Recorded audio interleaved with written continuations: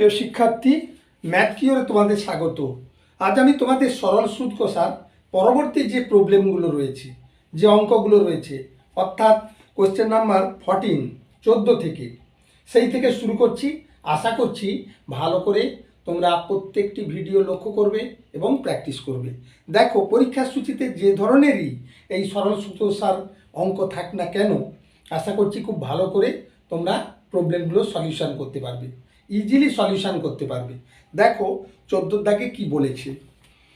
একই সময়ে অমল রায় ব্যাংকে এবং পশুপতি ঘোষ পোস্ট অফিসে 2000 টাকা করে জমা রাখেন।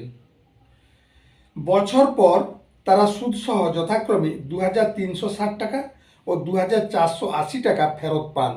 ব্যাংক ও পোস্ট অফিসে বার্ষিক শতকরা সুদের হারের অনুপাত কত হবে হিসেব করে লিখি। তা বার্ষিক শতকরা সুদের হার কত আগে আমরা নির্ণয় করব, তারপর তার অনুপাত কত বের করব। কেমন? এক্ষেত্রে অমল রায় ও পশুপতি ঘোষ দু জায়গায় 2000 টাকা করে ইনভেস্ট করেছে, অর্থাৎ জমা রেখেছে। দেখো কিভাবে সলিউশন করতে হয়। কোশ্চেন নম্বর 14 অর্থাৎ 14 দাগের প্রশ্ন বলেছে যে অমল রায় ব্যাংকে, পশুপতি ঘোষ পোস্ট অফিসে। তাহলে অমল রায় ব্যাংকে এবং পশুপতি ঘোষ কোথায় রাখছে না পোস্ট অফিসে। কেমন? এবার ব্যাংকের যে সুদের হার সেটা আমরা নির্ণয় করব। ধরো R1%, আর পশুপতি ঘোষ যে পোস্ট অফিসে রেখেছে ধরো তার R2% ধরলাম। এবার বলেছে ব্যাংকে অমল রায় রেখেছে কত না 2000 টাকা, আর পোস্ট অফিসে পশুপতি ঘোষ রেখেছে কত না ওই 2000 টাকা। বুঝা গেল? এবার কত বছরের জন্য না 1 বছরের জন্য। সময় ইজুকাল টু 1 বৎসর, আর এরও সময় সমান 1 বৎসর। কারণ কি এখানে বলেছে বছর পর তারা সুদসহ 2360 টাকা ফেরত পান। তাহলে অমল রায় পায়, অমল রায়ের মোট সুদ, অমল রায়ের মোট সুদ কত হবে না 2360 টাকা, 2360 মাইনাস 2000 টাকা। বুঝা গেল?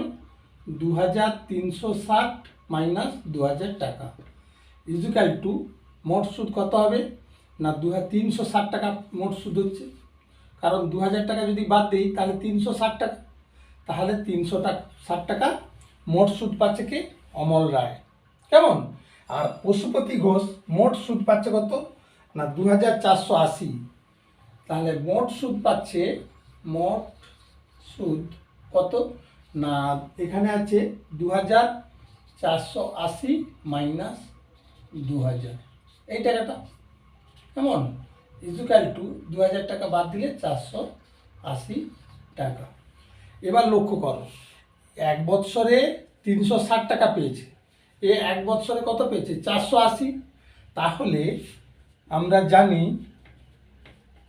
কি জানি যে সুদ অর্থাৎ 360 ইজুকাল টু PRT বাই 100। কেমন? ইজুকাল টু পি মানে কত 2000 টাকা, আচ্ছা সুদের হার কত 1%, আর টি মানে 1 বছর বাই 100, PRT বাই 100। তাহলে এই দুটো শূন্য কেটে গেল। তাহলে আমরা পেলাম কি না 360 বাই 20 বা 360 বাই 20 ইজুকাল টু R1। বুঝা গেল? আমরা জানি 360 মানে মোট সুদ, PRT বাই 100। তা PRT বাই 100 করলে কি হয়, দুটো শূন্য কেটে যাচ্ছে, তাহলে 20 থাকলো। আর এখানে টি মানে 1 বছর, তাহলে R1 সমান পেলাম কি 360/20। এবার যদি কেটে দিই তাহলে কি দাঁড়াবে, 2 একে 2, 2 আষ্টে 16 বা 18 = R1 হয়ে গেল। এবার পশুপতি ঘোষ তার ক্ষেত্রে কি হবে না 480 মানে মোট সুদ পি মানে কত 2000, কেমন, আর মানে কত এখানে আমরা ধরেছি R2, তাহলে R2% হয়েছে। আচ্ছা, আর টি মানে 1/100। এবার এই দুটো শূন্য কেটে যাচ্ছে, বা 480/20 আমরা পেলাম কত না R2। এই শূন্য কাটলো, 2 দিয়ে কাটলে 2 দুগুণে 4, 2 4 8, কেমন 24, বা 24 R2। অতএব তাদের কি না সুদের হারের অনুপাত, এখানে অতএব তাদের সুদের হারের অনুপাত কত হবে না 18/24 2 লং 18, 2 একে 2, 2 দুগুণে 4, 3 দিয়ে কাটলে 3 3 9, 3 4 12, 3/4 3:4। এইটাই অ্যান্সার হয়ে যাবে, কেমন। তাহলে বোঝা গেল যে অমল রায় এবং পশুপতি ঘোষ দুজনে ব্যাংকে এবং পোস্ট অফিসে রেখে যে সুদ পেল সেই সুদের আনুপাতিক হার বের করে আমরা অনুপাত করলাম কত না 3:4, কেমন। এরপর আমরা পরের প্রশ্নে যাব। পরের প্রশ্নে বলেছে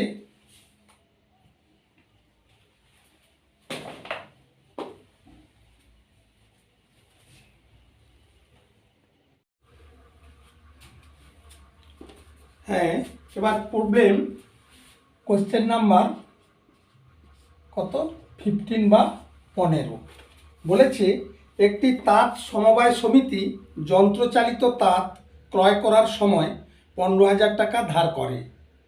5 বছর পর সেই ধার শোধ করতে সমিতিকে 22,125 টাকা দিতে হলো। ব্যাংকের বার্ষিক শতকরা সুদের হার কত। প্রিয় শিক্ষার্থী, অতি সোজা। আশা করি আগের যে প্রবলেমগুলো ভালো করে প্র্যাকটিস করেছো, তাহলে এই প্রবলেম অতি অনায়াসে তুমি সলিউশন করতে পারবে। দেখো, সমিতি 15,000 টাকা ধার করেছে, 5 বছর পরে শোধ করতে হচ্ছে 22,125। তাহলে সমিতি ধার করে কত না 15,000 টাকা, 15,000 টাকা ধার করে, কেমন। আর পরিশোধ করে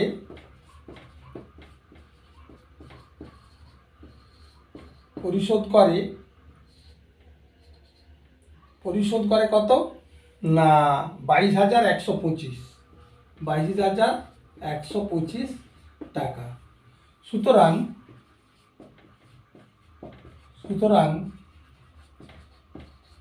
সমিতিকে সুদ দিতে হয়, সুদ বাবদ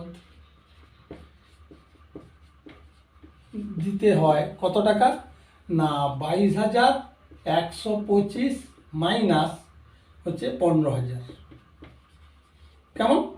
এই টাকাটা তাহলে তাকে সুদ দিতে হচ্ছে তাহলে 22,125 আর 15,000 টাকা আমরা মাইনাস করে দেবো, কেমন। মাইনাস করে দিলে কত 5 2 1 7 5 12 7,125 টাকা, 7,125 টাকা। প্রিয় শিক্ষার্থী, দেখো সমিতিকে সুদ দিতে হচ্ছে কত, সুদ বাবদ না 7,125 টাকা ওই ব্যাংকে দিতে হচ্ছে, কেমন। এবার বলেছে যে শতকরা সুদের হার কত, তাহলে 5 বছরে এই টাকাটা দিতে হচ্ছে। আমরা জানি যে সুদ PRT/100, যেখানে P সমান আসল, আমি প্রত্যেকবারে আর লিখছি না, আর সমান সুদের হার আমাদের জানা, হ্যাঁ, আর T সময়। তাহলে আমরা পাচ্ছি কি সুদ মানে ৭,১২৫ ইজুক্যাল টু পি মানে কত ১৫,০০০ টাকা। কেমন? আর মানে সুদের হার, আর টি মানে কত 5 বছর, যেহেতু এখানে সময় বলে দিয়েছে 5 বছর, ডিভাইডেড বাই 100। বুঝা গেল? দুটো শূন্য কেটে গেল। তাহলে বা ৭,১২৫ divided by ১৫০ into 5 equal to আমরা কি পাচ্ছি আর। এবারে 5 দিয়ে কাটবো, 5 একে 5, 2 7, 5 4 20, 5 দুগুণে 10, 5 5 25। এবার 5 3 15 0, 5 দুগুণে 10, 5 8 40, 5 5 25, 5 6 30, 5 5 25, 5 7 35। এবার 3 দুগুণে 6, 3 একে 3, 3 লং 27। তাহলে 19/2 টাকা বা 19/2 ইজুকাল টু আর, বা 2 লং 18, 9 পূর্ণ 1/2 ইজুকাল টু আর। অতএব নির্ণেয় সুদের হার ইজুকাল টু 9 হোল্ড 1/2%। এইটাই হয়ে যাবে অ্যান্সার। তাহলে দেখলে আমরা পিআরটি বাই 100 এইটাকে ইউজ করে কন্টিনিউয়াসলি যত সরল সুদ কষা আছে তার সলিউশন অনায়াসে করতে পারছি। তাই খুব মন দিয়ে প্র্যাকটিস করবে যাতে প্রত্যেকটি সলিউশন খুব ইজিলি তোমরা করতে পারো, সেইটা লক্ষ্য রাখবে। এরপরে আমরা পরের প্রশ্নে যাব।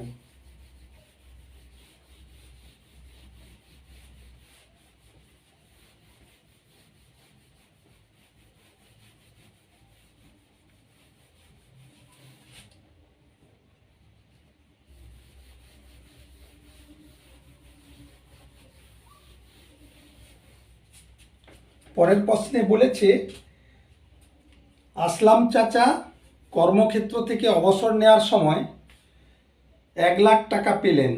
ওই টাকার কিছু ব্যাংকে ও বাকিটা পোস্ট অফিসে জমা রাখেন এবং প্রতি বছর সুদ বাবদ 5,400 টাকা পান। ব্যাংকের ও পোস্ট অফিসের বার্ষিক সরল সুদের হার যথাক্রমে 5% ও 6% হয়, তবে তিনি কোথায় কত টাকা জমা রেখেছিলেন হিসেব করি। প্রিয় শিক্ষার্থী, এক্ষেত্রে যেহেতু দুটো জায়গা আমরা পরপর পাশাপাশি দুটো জায়গা একসঙ্গে সলিউশন করব, অতি সহজ ব্যাপার। দেখো কিভাবে করতে হয়।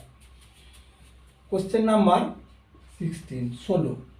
আচ্ছা, আসলাম চাচা অবসর নেওয়ার সময় ওই 1,00,000 টাকা পেয়েছেন, কিছু টাকা ব্যাংকে ও বাকিটা পোস্ট অফিসে।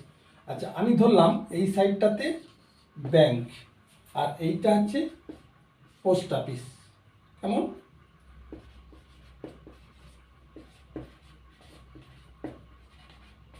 Post office. এবারে ব্যাংকে সুদের হার কত বলেছে না 5%, আর পোস্ট অফিসে সুদের হার বলেছে 6%। কেমন? যদি ব্যাংকে এক্স টাকা রাখি তাহলে কি হবে? মনে করি ব্যাংকে রাখে সমান এক্স টাকা, তাহলে পোস্ট অফিসে রাখবে কত? সুতরাং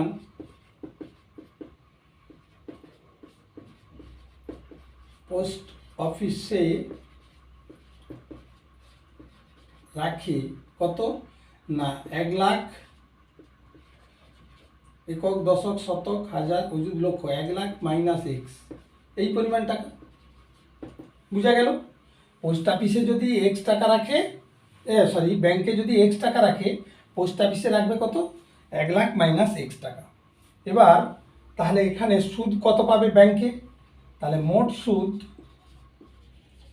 কত না আমরা জানি পিআরটি বাই 100। কেমন? প্রচলিত অর্থে ব্যবহৃত পিআরটি, প্রচলিত অর্থে ব্যবহৃত। বুঝা গেল? তাহলে পি মানে কত? এক্স, আর মানে কত? সুদের হার 5%। বুঝা গেল। আর টি মানে সময়, কত সময়ের জন্য না, এবং এখানে বলেছে যে প্রতি বছর সুদ বাবদ পাচ্ছে, তার মানে কি টি সমান 1, প্রতি বছর মানে কি প্রত্যেক বছরের শেষে বাই 100, বুঝা গেল। তাহলে 5 দিয়ে যদি আমরা কাটি তাহলে 5 দুকানে 10, 0, তাহলে কি দাঁড়ালো x/20, এত টাকা। তাহলে PRT/100 করলে আমরা কি পাচ্ছি, মোট সুদ, এক বছর যেহেতু সেই জন্য 1 দিয়ে গুণ করেছি, এত টাকা সুদ পেলাম। এবার পোস্ট অফিসে তাহলে সুদ কত পাচ্ছি, সমান এখানেও ওই PRT/100, এত টাকা। কেমন, এখানে কত না 1 লাখ মাইনাস x, এটা প্রিন্সিপাল মানে আসল। আচ্ছা, সুদের হার কত 6 আর সময় 1, PRT/100, বুঝা গেল। তাহলে এই সুদ পেলাম পোস্ট অফিসে, আর এই সুদ পেলাম কত ব্যাংকে। তাহলে শর্তানুসারে কি লিখবো আমরা, না শর্তানুসারে কি হবে না x/20 plus 1 lakh minus x into 6 by কত আছে 100 ইকুয়াল টু কত না 5400। মোট সুদ পাচ্ছি কত 5400 টাকা। তাহলে এই দুটো সুদের পরিমাণ কত হয়ে যাবে, 5400 হয়ে যাবে বৎসরান্তে। এবার আমরা করব কি না, এটা লসাগু করে নেব। লসাগু করে নিলে কি হবে, যেমন 20 আর 100 আমরা যদি লসাগু করি 10-এ, তাহলে 10 দুকানে 20, 10 একে 10, 0, 2 যাবে, 2 একে 2, 2 5-এ 10, তার মানে কি 5 দুকানে 10, 10-এ 100, তাহলে লসাগু হয়ে গেল 100। তাহলে 0 0 বাদ দিলে 2 5-এ 10, তার মানে এখানে হচ্ছে 5x প্লাস 100 যেহেতু, তাহলে 1 লাখ মাইনাস কি হয়ে যাবে 6x, কিন্তু যেহেতু 6 আছে তাহলে এর সঙ্গে গুণ হয়ে গেলে এটা তখন হয়ে যাবে 6, বুঝা গেল। তাহলে 6 দিয়ে আমরা মাল্টিপল করলাম, 6x পেলাম, ইকুয়াল টু কি না 5400 ডিভাইডেড বাই 1, মানে কিছু নেই মানে 1। এবার 5x আর 6x আমরা যদি মাইনাস করে দিই তাহলে 6-এর পিঠে দুটো শূন্য আর এদিকে থাকতেছে 3টে শূন্য, মানে 6 lakh minus x equal to পাচ্ছি কত না 5400 আর এখানে 00, বুঝা গেল, কোনাকুনি গুণ হয়ে গেছে। এবারে 600 3টে শূন্য মাইনাস 5400 ইকুয়াল টু এক্সটা কী হবে, রাইটে গেলে কী হয়ে যাবে প্লাস হয়ে যাবে। তাহলে বা এখানে তাহলে কি হচ্ছে 600 একক দশক শতক হাজার অযুত লক্ষ, আর এখান থেকে বিয়োগ হচ্ছে 540123, টোটাল 4টে জিরো, এই যে 4টে জিরো যদি মাইনাস করি তাহলে কত পাচ্ছি 0, আর 4 আছে 10 পাবো 6 দিলে, তাহলে কত পেলাম 60,000 ইকুয়াল টু এক্স। প্রিয় শিক্ষার্থী দেখো 60,000 পেলাম এক্স, তার মানে কি ব্যাংকে তিনি কত রেখেছিলেন এই এক্স টাকা, 5% হার সুদ আমরা প্রয়োগ করে পিআরটি দিয়ে পেয়ে গেলাম এক্স সমান 60,000। অতএব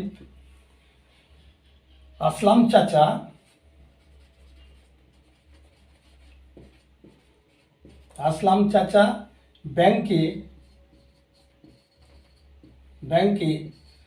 60,000 টাকা রাখেন এবং পোস্ট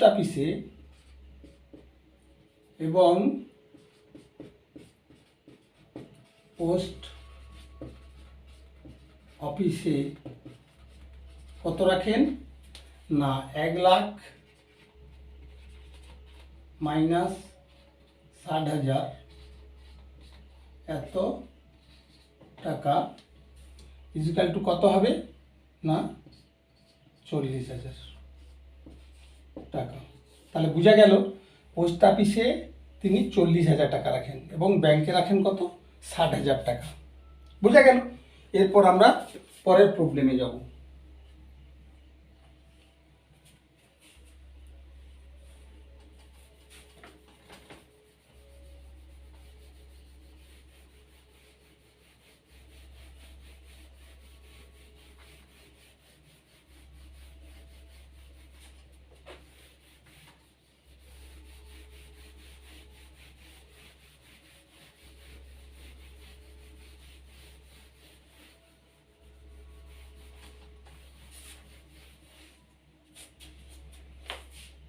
পরের প্রবলেম কোশ্চেন নাম্বার 17। কেমন? 17তে বলেছে রেখা দিদি তার সঞ্চিত অর্থের 10,000 টাকা দুটি আলাদা ব্যাংকে ভাগ করে একই সময়ে জমা দিলেন। একটি ব্যাংকে বার্ষিক সরল সুদের হার 6% এবং অন্য ব্যাংকটির বার্ষিক সরল সুদের হার 7%। 2 বছর পর তিনি যদি সুদ বাবদ মোট 1280 টাকা পান, তাহলে তিনি কোন ব্যাংকে কত জমা রেখেছিলেন? প্রিয় শিক্ষার্থী, আগের অঙ্কটা ঠিক হুবহু এই অঙ্কটা, অর্থাৎ আগের যে প্রবলেমটা ছিল একবারে ডিটো। তাই আমরা ঠিক একই পদ্ধতিতে একইভাবে দ্বিতীয় প্রবলেমের সলিউশন করব। দেখো, ধরো এইটা হচ্ছে প্রথম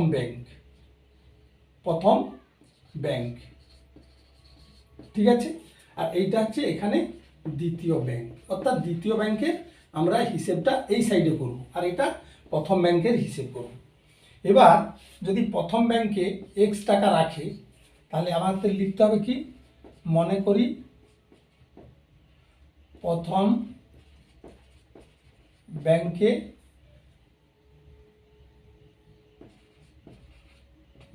এক্স টাকা রাখেন, হয়েছে। তাহলে দ্বিতীয় ব্যাংকে রাখেন কত? তাহলে দ্বিতীয় ব্যাংকে রাখেন কত না 10,000 মাইনাস এক্স, এই টাকাটা রাখবে। কেমন? মোট যে 10,000 টাকা, মোট 10,000 টাকা দুটি জায়গায় ভাগ করে রেখেছেন। কেমন? তাহলে প্রথম ব্যাংকে যদি এক্স টাকা রাখেন, তাহলে দ্বিতীয় ব্যাংকে রাখবে কত?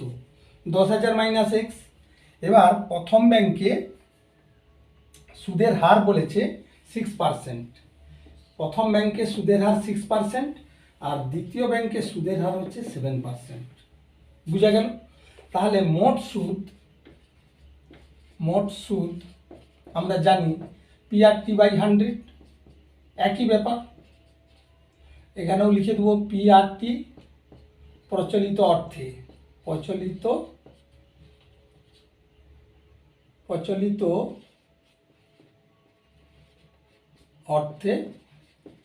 ব্যবহৃত, ঠিক আছে, PRT প্রচলিত অর্থে ব্যবহৃত। তাহলে এক্ষেত্রে পি মানে কত? এক্স, যে টাকাটা আসল, আর মানে সুদের হার 6%, আর টি মানে সময়। এক্ষেত্রে সময় বলেছে যে ব্যাংকটি বার্ষিক সুদ এত, 2 বছর পর তিনি সুদ বাবদ 1280, তাহলে এখানে সময় মানে কত? 2 বছর। বুঝা গেল? বাই 100। কেমন? তাহলে 6 দুকানে 12 ইজিক্যাল টু 12x বাই 100। আমরা এই 100 আর কাটবো না, আমাদের সুবিধে হবে। বুঝা গেল? ঠিক একইভাবে দ্বিতীয় ব্যাংকের মোট সুদ কত হবে না PRT বাই 100। কেমন? ইজিক্যাল টু কত পাচ্ছি? পি মানে এখানে 10,000 মাইনাস এক্স, পি, আর মানে কত? 7, আর টি মানে 2 বাই 100। বুঝা গেল? এত টাকা। সুতরাং মোট টাকা, মোট সুদ কত হচ্ছে না, মোট সুদ ইজিক্যাল টু এই যে 12x by 100 plus 10,000 minus X whole into 7 দুগুণে 14 বাই 100। কেমন? মোট সুদ পাচ্ছি এইটা, এত টাকা। শর্তানুসারে তাহলে 2 বছরে সুদ বাবদ তিনি কত পান? মোট 1280 টাকা পান। তাহলে শর্তানুসারে 12x/100 plus 10,000 minus X whole into 14/100 কেমন ইজিক্যাল টু 1280। বুঝা গেল? এবার আমরা যদি লসাগু 100 নিই তাহলে উপরে থাকবে কত? 12x প্লাস 14 দিয়ে গুণ করলে 14 minus 14x is equal two 1280 into 100। কেন না 100টা লসাগু, আচ্ছা আমরা পরের লাইনে না গুণ করব, এই লাইনে 100টা রাখলাম। বুঝা গেল? তাহলে বুঝা গেল এইটা ইজিক্যাল টু, অ্যাকচুয়ালি ইজিক্যাল টুটা এইখানে হবে 1200/1। এবার ঠিক আছে, এবার 1 দিয়ে একে গুণ করব, 12 আর মাইনাস 14, তার মানে কি দাঁড়ালো না 14030 মাইনাস 12 থেকে 14 বিয়োগ করলে কত? 2x কেমন ইজিক্যাল টু 1280 ইন্টু 100। বুঝা গেল? বা মাইনাস এটা মাইনাস 2x ইজিক্যাল টু 1280 ঠিক আছে, বা 3টে 0 মাইনাস 1280 ইজিক্যাল টু 2x, বা এখানে কত থাকতেছে 140 3টে 0 আর উপাস থেকে আসছে 1280 যদি মাইনাস করে দিই তাহলে 3টে 0 8 আছে 10 পাবো, 2 দিলে 2 কে 3 4 1 দিলে কেমন 12,000 12 ইজিক্যাল টু 2x, বা 12,000/2 ইজিক্যাল টু x, 2 6 12 3টে 0, বা 6,000 ইজিক্যাল টু এক্স। প্রিয় শিক্ষার্থী দেখো, তিনি প্রথম ব্যাংকে তাহলে কত রেখেছিলেন? 6,000 টাকা, আর দ্বিতীয় ব্যাংকে তাহলে কত হবে? বাকিটা 10,000 বিযুক্ত 6,000, তার মানে কি 4,000। অতএব কে রেখা দিদি প্রথম ব্যাংকে রাখেন কত? প্রথম ব্যাংকে রাখেন 6,000 টাকা এবং দ্বিতীয় ব্যাংকে রাখেন কত হবে না 10,000 বিযুক্ত 6,000, এত টাকা সমান 4,000 টাকা। এটাই অ্যান্সার। বুঝা গেল? প্রথম ব্যাংকে রাখেন 6,000 আর দ্বিতীয় ব্যাংকে রাখেন 4,000। এইভাবে আমরা প্রত্যেকটি সরল সুদ কষার প্রবলেম সলিউশন করব। একদম সোজা, একটু প্র্যাকটিস করলেই প্রত্যেকে পারবে এবং পরীক্ষার সূচিতে যে ধরনেরই ঘুরিয়ে ফিরিয়ে দিক না, আশা রাখছি তোমরা প্রত্যেকে 100% অ্যান্সার কারেক্ট করতে পারবে। অতএব ভালো করে প্র্যাকটিস করবে এইগুলো। এরপর আমরা পরবর্তী প্রবলেমে যাব।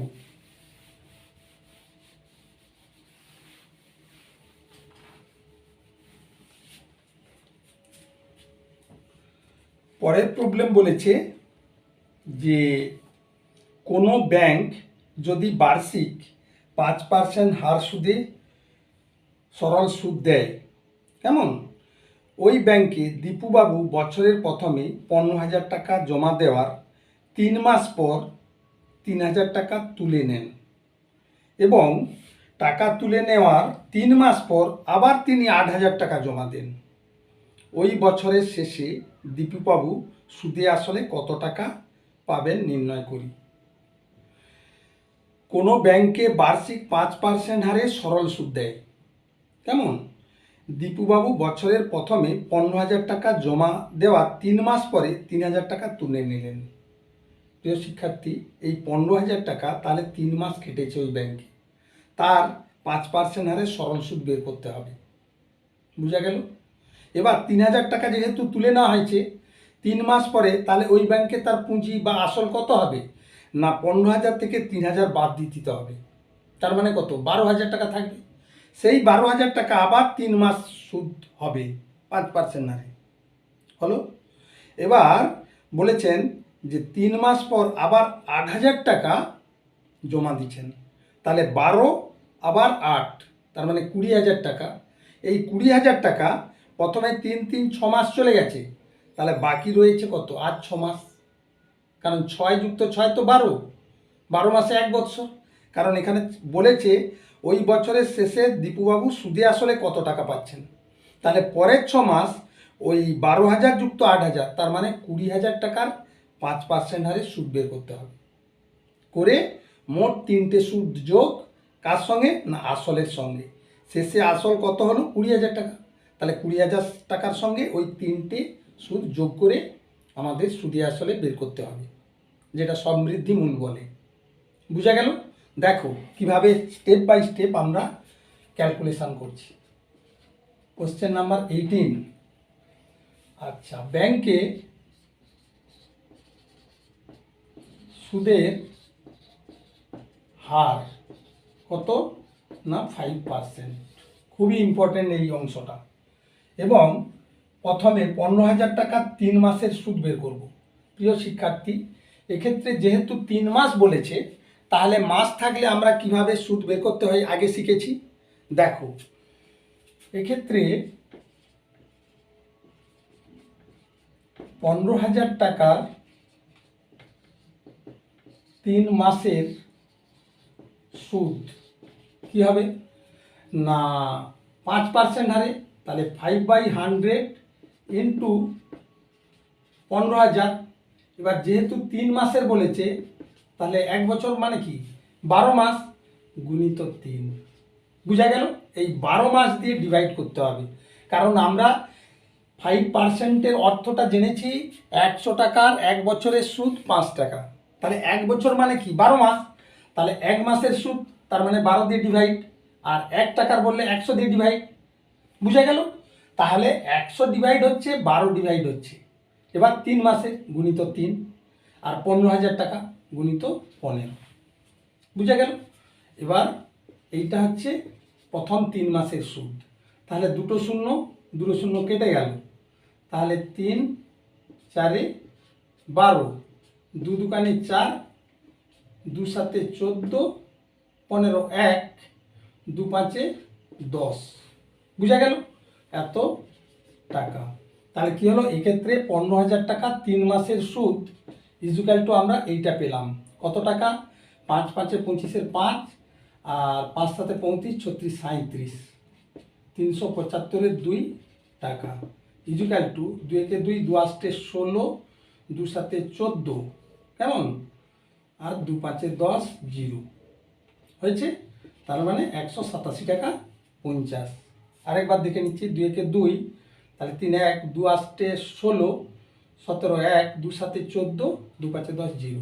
তাহলে প্রথমে আমরা 15,000 টাকা 3 মাসের সুদ পেয়ে গেলাম। এবার দ্বিতীয়বারে বলেছে তিনি 3 মাস পরে কি করেছেন না 3,000 টাকা তুলে নিয়েছেন। তাহলে 3,000 টাকা তুলে নিলে দীপুবাবুর ব্যাংকে থাকে কত টাকা থাকে দীপুবাবুর ব্যাংকে না 15,000 মাইনাস 3,000 এই টাকাটা আছে ইজুকাল টু 12,000 12 3 15 সোজা ব্যাপার। তাহলে 12,000 টাকা ব্যাংকে আছে। এবার ওই 12,000 টাকা থাকার পর 3 মাস পর আবার 8,000 টাকা জমা দিচ্ছেন। তাহলে 12,000 টাকার আমরা 3 মাসের সুদ বের করব। এক্ষেত্রে 12,000 টাকার 3 মাসের সুদ কি হবে না সেই 5%, তার মানে 5/100 ইন্টু 12 ইন্টু 12,000 ইন্টু 3 মাস, যেহেতু 3 দিয়ে গুণ করতে হবে এই টাকাটা। বুঝা গেল? তাহলে 12 দিয়ে আমরা সরাসরি কেটে দেবো, 12 একে 12, 3টে শূন্য, আর এই দুটো শূন্য এই দুটো শূন্য কেটে যাবে। তাহলে 5 3 15, আর এখানে একটা শূন্য আছে, তার মানে 150 টাকা। বুঝা গেল? তাহলে 12,000 টাকা 3 মাসের সুদ 5% হারে কত হলো? 150 টাকা। এবার তৃতীয়বারে করেছে কি, যেই 3 মাসে 150 টাকা সুদ হয়ে গেছে, সঙ্গে সঙ্গে উনি আবার 8,000 টাকা জমা দিচ্ছেন। তাহলে তৃতীয়বারে 8,000 টাকা জমা দেওয়ায়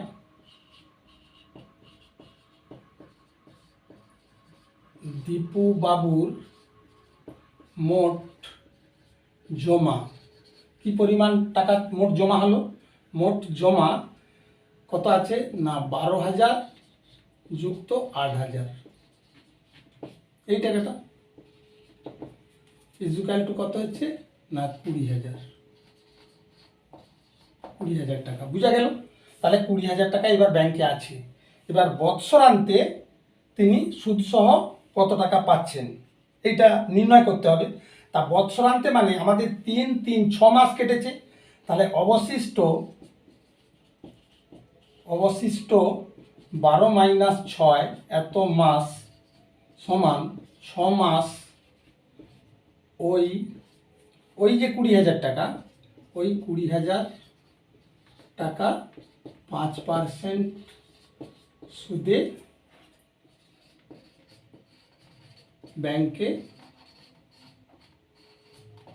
ব্যাংকে খাটে। অতএব তাহলে কি হলো? সুতরাং 20,000 টাকা 6 মাসের সুদ ইজুকাল টু কত হবে না PRT বাই 100, এক্ষেত্রে 5/100, 20,000 টাকা হয়েছে।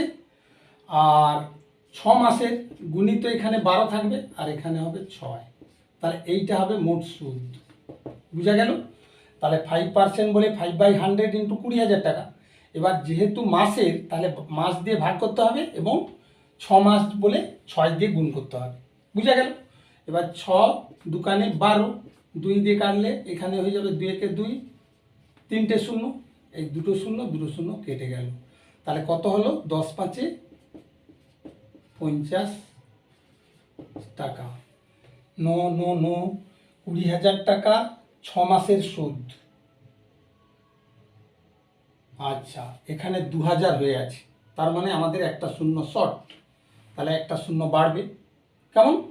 তাহলে একটা শূন্য যদি বাড়ে, দুটো শূন্য গেলে এখানে দুটো শূন্য, আচ্ছা 6 দুকানে 12, 2 দিয়ে কাটলে 2 একে 2, আর 3টে শূন্য আর একটা শূন্য হবে, তাহলে দুটো শূন্য কেটে গেল, তাহলে এখানে হচ্ছে 500 টাকা, আর একটা শূন্য বেড়ে যাবে। কেমন?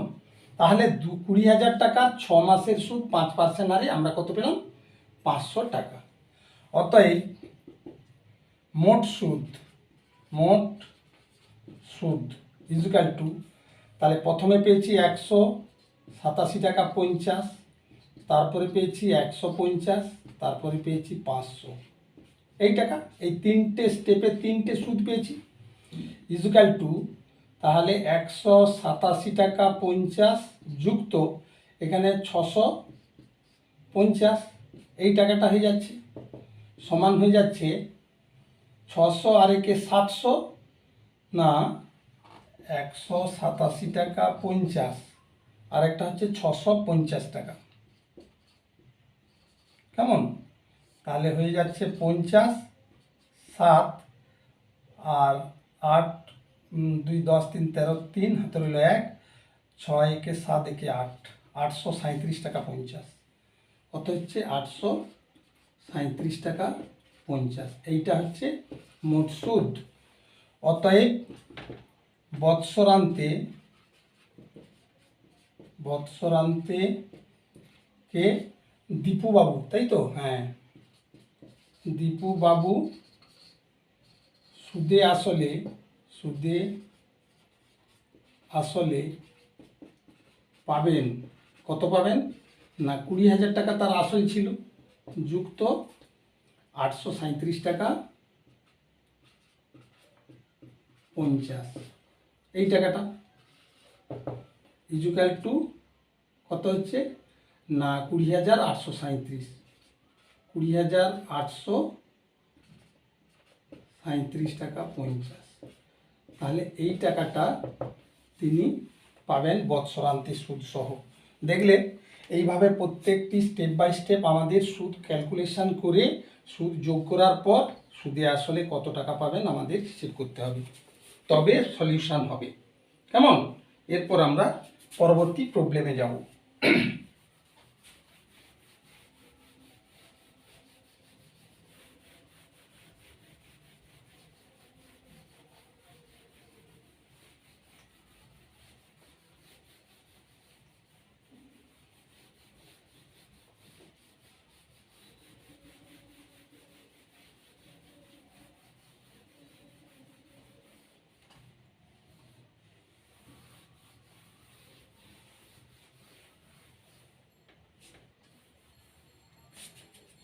পরের প্রবলেম বলেছে যে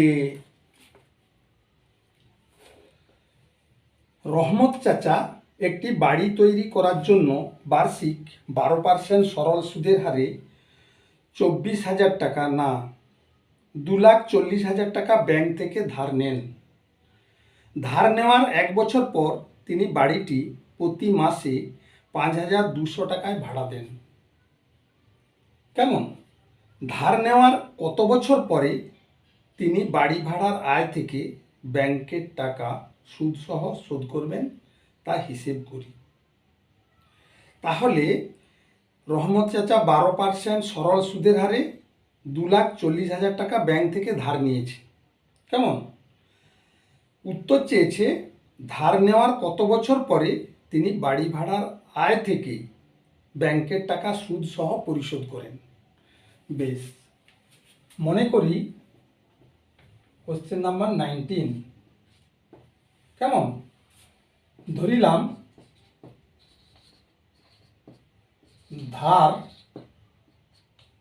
ধার নেওয়ার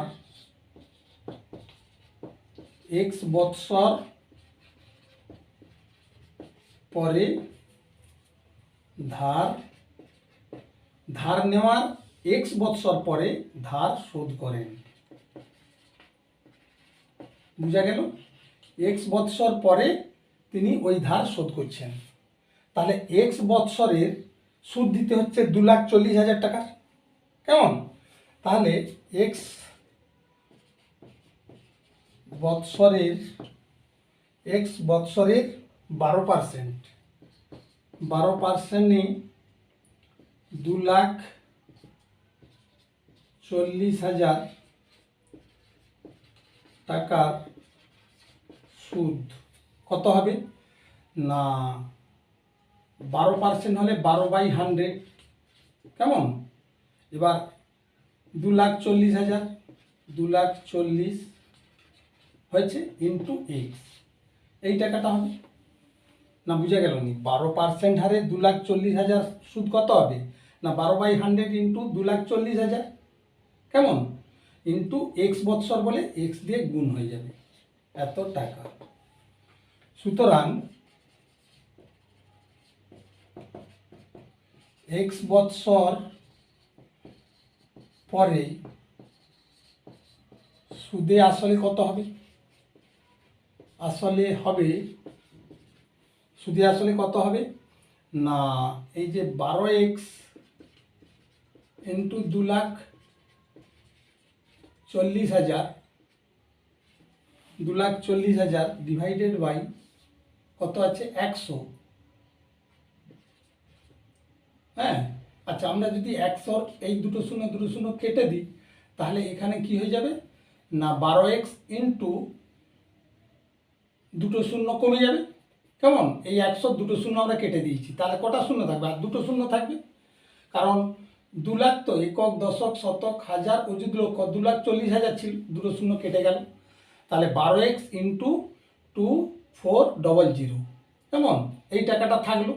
এবার এই সুদ প্লাস আসল 2,40,000 বুঝা গেল।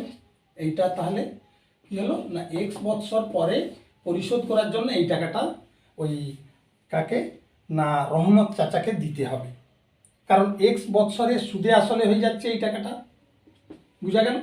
এবার রহমত চাচা করেছে কি, প্রথম বছর কোনো বাড়ি ভাড়া দেননি, পরের বছর প্রতি মাসে 5,200 টাকা করে বাড়ি ভাড়া দিচ্ছেন। তাহলে এক মাসে বাড়ি ভাড়া পান, কত পান না 5,200 টাকা।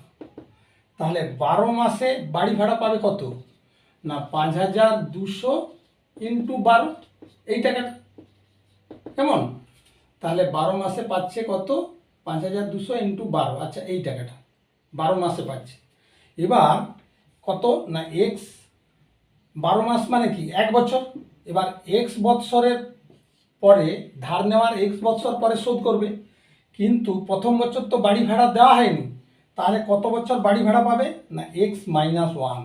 প্রিয় শিক্ষার্থী এইটা খেয়াল রাখবে, কারণ ধার নেওয়ার এক্স বছর পরে পরিশোধ করলে কি হবে, প্রথম বছর কোনো বাড়ি ভাড়া পায়নি, তাহলে x-1 বছরের বাড়ি ভাড়া পাবে। তাহলে x-1 বৎসরে বাড়ি ভাড়া পাবে, বৎসরের বাড়ি ভাড়া কত পাচ্ছে না 5,200 গুণিত 12 এক বছরের ইন্টু x-1, এই এত টাকা, বুঝা গেল। ইজুক্যাল টু আমরা যদি গুণ করে দিই 12 দুগুণে 24 4, হাতে রইল 2, আর 12 5 60, 2 62 হয়েছে, আর 00 এত x-62400 এই টাকাটা, বুঝা গেল। তাহলে বাড়ি ভাড়া পাচ্ছে কত এই টাকা, আর এক্স বৎসর পরে সুদে আসলে হচ্ছে কত এই টাকা। তাহলে শর্তানুসারে কি লিখতে পারি, বাড়ি ভাড়া দিয়ে সে কি করেছে না পুরো দেনা শোধ করেছে, তাহলে শর্তানুসারে এই টাকা অর্থাৎ 12x into 2400 plus 2,40,000 equal two 62400x minus 62400, কারণ এই টাকাটা তার বাড়ি ভাড়া, তাহলে মোট পরিশোধিত টাকা সমান এই টাকা। বেশ, বা আমরা যদি এটাকে গুণ করে নিই তাহলে কী হবে, 12 4 48 8, হাতে রইল কত 4, আর 12 দুগুণে 24, 25 26 27 28, তাহলে এত 00x হয়েছে। এবার আমরা কি করব না প্লাস এখানে কত আছে 2,40,000, আর উপাস থেকে আসবে প্লাস 62400 ইজুক্যাল টু 62400x, বা আমরা করব কি না এই দুটো যোগ করে নিয়ে এই এক্সকে রাইট সাইডে নিয়ে যাব, তাহলে 2,40,000 আর 62400 যোগ করব 4 2 6 4 10 0 2 1 3 30244, তাহলে কি হচ্ছে না 3024000 ইজুক্যাল টু উপাসে আসছে কত রাইট সাইডে 62400x মাইনাস 28800x। এবার 62400 থেকে 28800 মাইনাস করব, তাহলে 00 8 6 14, 8 একে 9, 10 11 12 3, 2 একে 3 3, 300, তাহলে ইজুক্যাল টু হয়ে যাচ্ছে 33,600 এত এক্স, বুঝা গেল? বা 302400 divided by 33600 is equal to X. এবার দুটো শূন্য কেটে গেল। এবার 336 দিয়ে গুণ করলে 6 লং 54, 4 হাতে রইল 5, 3 লং 27, 28, 29, 30, 31, 32, 32 2 হাতে রইল 3, আর 9 3 27, 28, 29, 30, তাহলে 3024। তাহলে এইটা আর এইটা কেটে হয়ে যাচ্ছে এটা হয়ে যাচ্ছে কেটে 9। তাহলে কি দাঁড়ালো? বা 9 ইজ ইকুয়াল টু এক্স। অর্থাৎ এক্স মানে কি?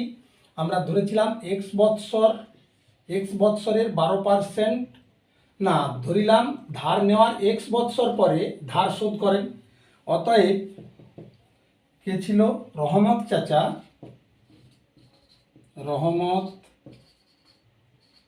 চাচা ধার নেওয়ার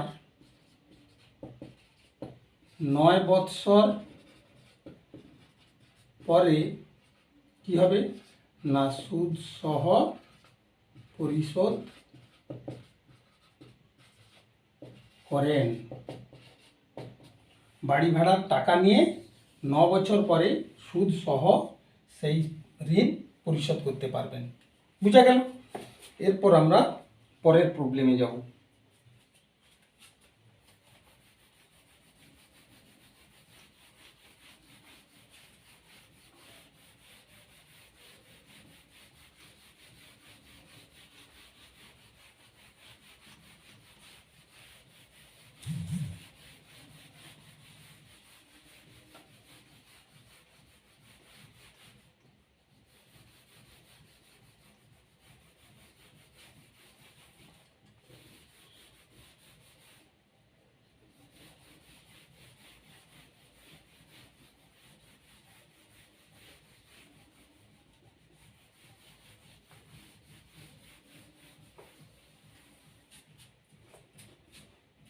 পরের প্রবলেম বলেছে, রথিনবাবু তার 2 মেয়ের প্রত্যেকের জন্য ব্যাংকে এমনভাবে টাকা জমা রাখেন যাতে প্রত্যেক মেয়ের বয়স যখন 18 বছর হবে তখন প্রত্যেক মেয়ে 1,20,000 টাকা করে পাবেন।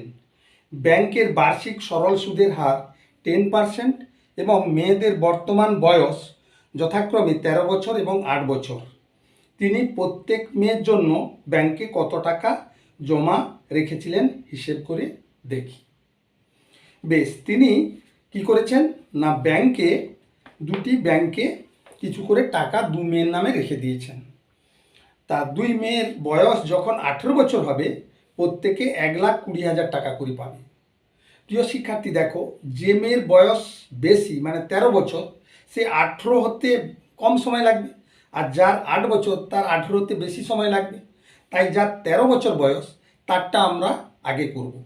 তাহলে 13 বছর, কোশ্চেন নাম্বার 20, কেমন? 13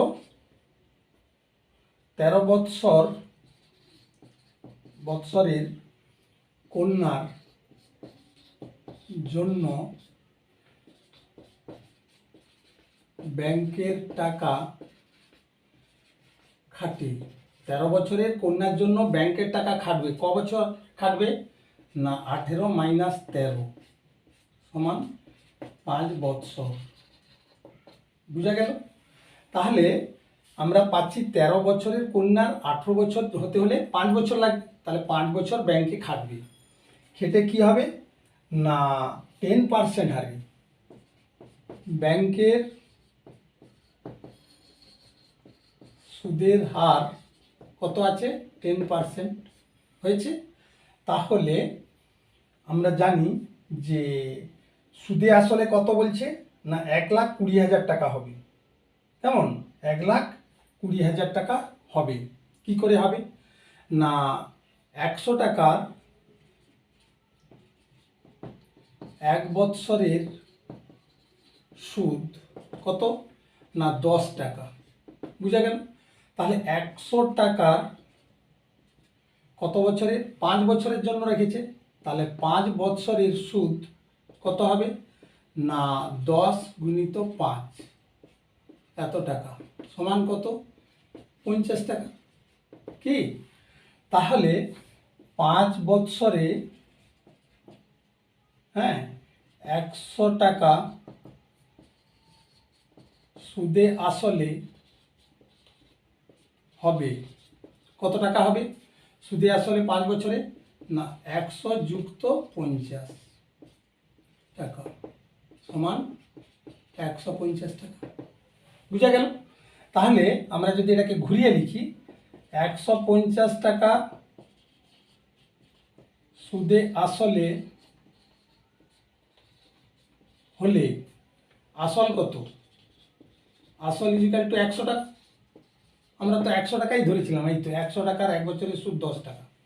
তাহলে 100 টাকার 5 বছরের সুদ বের করেছি, যেহেতু 5 বছর খাটতিছে। বুঝা গেল?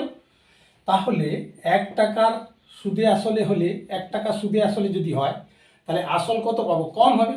তাহলে 100/150 এত টাকা। আর সুদে আসলে কত পাচ্ছি আমরা? 1,20,000। 1,20,000 টাকা সুদে আসলে হলে আসল কত পাবো? না 100/150 গুণিত 1,20,000। তাহলে এই টাকাটা হচ্ছে ব্যাংকে রাখতে হবে আসল। তাহলে এইটাতে কাটলো 5 3 15, 5 2 10। এবার 3 দিয়ে কাটলে 3 4 12, 0। তাহলে 4 2 8। তাহলে কত হলো? 4 2 8, 0, 80,000। তাহলে ব্যাংকে যদি উনি 80,000 টাকা রাখেন, তাহলে উনি ওনার মেয়ে যখন 13 বছর থেকে কত হবে? 18 হবে, তখন উনি 1,20,000 টাকা পেয়ে যাবেন, যদি ব্যাংকে 80,000 টাকা রাখেন। বুঝা গেল? এবার দ্বিতীয়বারে কি হবে? না যার বয়স 8 বছর, তাহলে 8 বছর বয়স হলে ব্যাংকে টাকা খাটে কত বছর খাটবে? না 18 - 8 = 10 বছর হয়েছে। তাহলে 100 টাকার 10 বছরের সুদ, 100 টাকার 1 বছরের সুদ কত? 10 টাকা সুদের হার ছিল। তাহলে 10 × 10 টাকা হয়ে যাবে সমান কত? 100 টাকা। 10 × 10 100।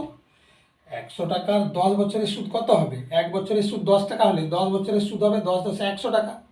তাহলে সুদে আসলে হবে কত হবে? না 100 যুক্ত 100 এত টাকা সমান কত হবে? 200 টাকা। কেমন? ঠিক আগের মতোই। তাহলে 200 টাকা সুদে আসলে হলে আসল = 100 টাকা। আর 1 টাকা সুদে আসলে হলে আসল হবে কত? না 100/200 এত টাকা। আর 1,20,000 সুদে আসলে হলে আসল হবে কত? না 100/200 × 1,20,000 এত টাকা = 2 0 2 0 কেটে যাবে। তাহলে 2 দিয়ে যদি এটাকে কাটি, 2 6 12, 0 আর 3টে শূন্য। 2 6 12, একটা শূন্য ছিল, 60,000 টাকা = 60,000 টাকা। অতএব